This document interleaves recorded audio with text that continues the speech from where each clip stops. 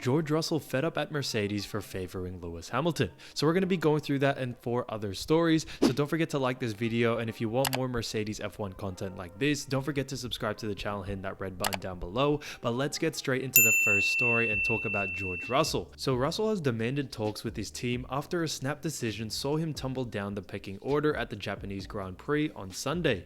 The irritated Mercedes star came off worst in a pit lane mishap involving Lewis Hamilton, where they put Lewis Hamilton's priority over his. And I do see where George Russell is very annoyed and very irritated with the team and doing this strategy, which effectively ended his chances of fighting for a top 5 finish, which George Russell has done on a very consistent basis. Tough conditions sparked a frantic opening few laps at Suzuka, with drivers driving into pit to fit intermediate tires as track partially dried up. Russell qualified 8th on Saturday, and although he quickly made up 2 places on Sunday, his good work was undone by an ill-judged pit lane incident.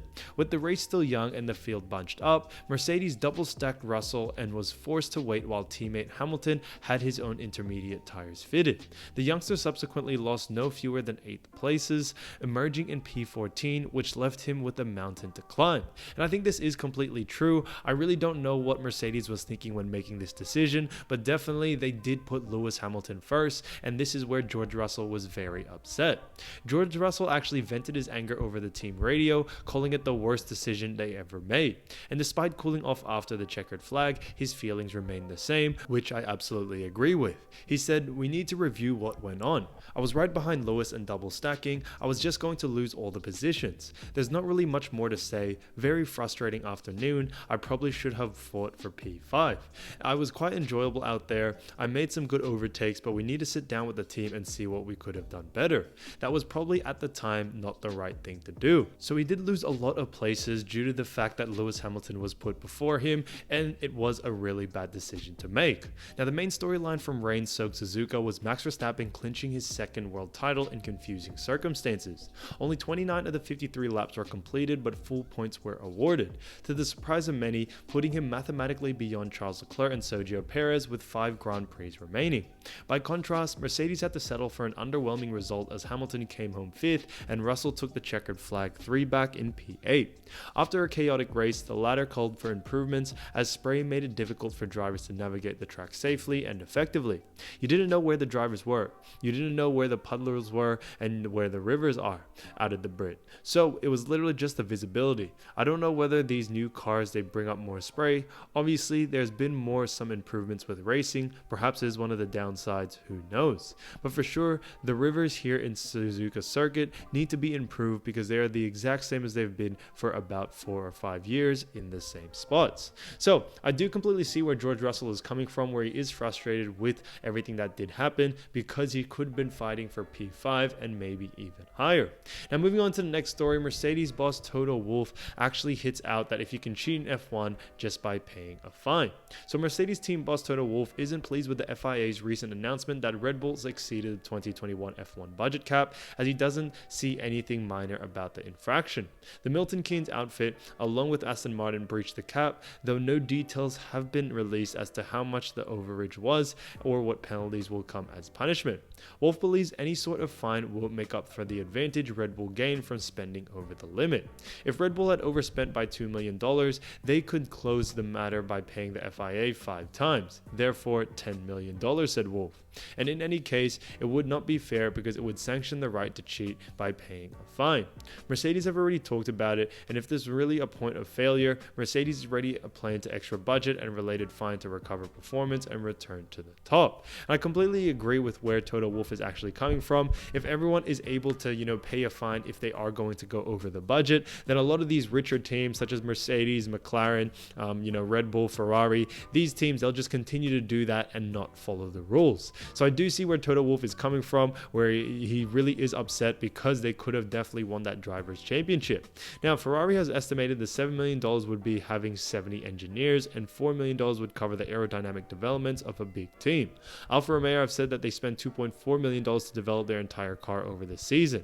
So it definitely does add up, and I do think that Red Bull should be stripped away from their drivers championship and it should be given to Lewis Hamilton. Now getting onto the third story, Mercedes has struggled with swings in performance performance for their 2022 Challenger, but Russell explains the data-driven approach that enables them to understand the car better at upcoming races.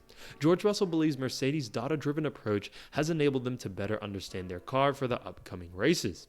While the team planned to bring their final upgrades for the W13 to the United States Grand Prix, Russell says the Silver Arrows is still putting in the work to understand where they can improve and become more competitive. It's data-driven, to be honest. We do a lot of analysis on the race we've been competitive, the races we've been slow, and trying to understand why that was. I think we've managed to gain quite a grasp onto that and understand why at certain circuits we were so much more competitive than others. We've only managed to learn that over the course of these races, and I think the triple header after the summer break was quite telling for us, with our performance between the low downforce and high downforce circuits. Russell goes on to further explain his confidence with the work they have done so far, believing that it should give them an advantage in 2023. Now, I'm very excited for the 2023 season because I definitely do see Mercedes coming back even stronger. I think the only problem they ran into this year was definitely the porpoising earlier on in the season, and I think that just really got them out of their groove. They're definitely still a top 3 team, and I definitely think they could have gotten second place in the constructors, and that offer is still on the table. It still hasn't been taken by Ferrari yet, but when it comes to where they are at, I don't think they have fallen off so far that they won't be able to catch up to Red Bull, because I think they definitely are in the grasp. He added, I don't want to go into too much detail because it's something that we've worked on very hard to understand, and hopefully will give us advantage into next year. So I don't want to say anything that will potentially benefit our rivals. But at the end of the day, every single car is different. I have to say I mentioned a couple of times this year that I thought we understood our car and we were on the right track, but we have been set back with a couple of issues that we weren't expecting. Many of the W13's problems stem from the porpoising and drag, which is more prominent on the car because of the radical design concept the team went with in 2022. Russell doesn't expect there to be any further issues that hinder their performance on track in the final 4 races of the season. I think we've had enough races now that we've gone through so many different scenarios. I can't really imagine there's going to be another one that catches us by surprise, he explained. We've had the porpoising issues, we've had the ride issues, we've had that car touching the ground and damaging the floor. We've had so many different issues, and we believe now that we've got a direction that we need to head in. So I think this is really important to actually understand, and I think it is fantastic to see what they have actually accomplished. Getting into the 4th story today, Mercedes will actually do a final W13 upgrade package for Austin Grand Prix. Now, Mercedes Trackside Engineering Director Andrew Chauvelin has confirmed they are planning the final aero upgrade package for the W13 car at the US Grand Prix in Austin on the weekend of 23 of October. This will be the final Mercedes upgrade to the 2022 Formula 1 car, which has proved to be a difficult car to handle with its zero-pod design, including bouncing tendencies. Chauvelin gave more information on the W13 upgrades and said it's our final step of the aero development, and that will hopefully give us a bit more performance. But importantly, with every step, we are learning more and more, and that we are learning that we can carry this into next year. So that's part of it. Also, there is a few bits where you have taken some weight out of the components that will hopefully get the car closer to the weight limit.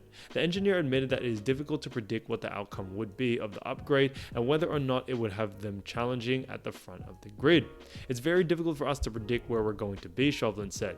In Singapore, Lewis was awfully close to pole position, yet in Suzuka, both cars had a big gap to the front. Now, our race pace has been reasonably strong. So far, if we can make a step, hopefully, we can get into fight with Ferraris and Red Bulls, but qualifying for us is very difficult, one to predict at the moment.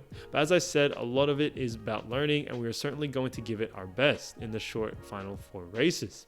So, the Circuit of the Americas in Austin is known for its uneven, bumpy surface. The Chauvelin thinks the circuit will be a challenge for Mercedes as they have struggled there in the past.